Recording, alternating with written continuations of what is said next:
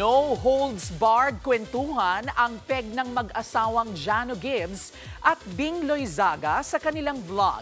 At ang topic ng usapan, ang pang-cheat ng TV host, actor, director.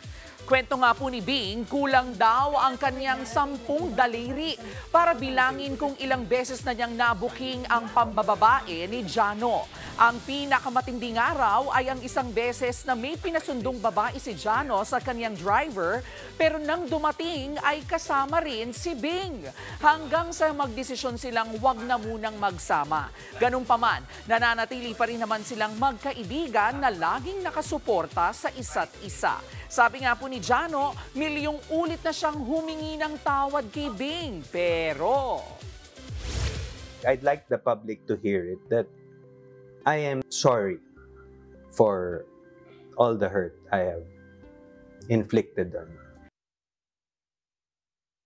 mga kapatid, Jervy Wrightson po, eto na nga. Para sa latest showbiz news at iba pang kay-alaman, mag-follow at mag-subscribe na sa social media pages ng News 5.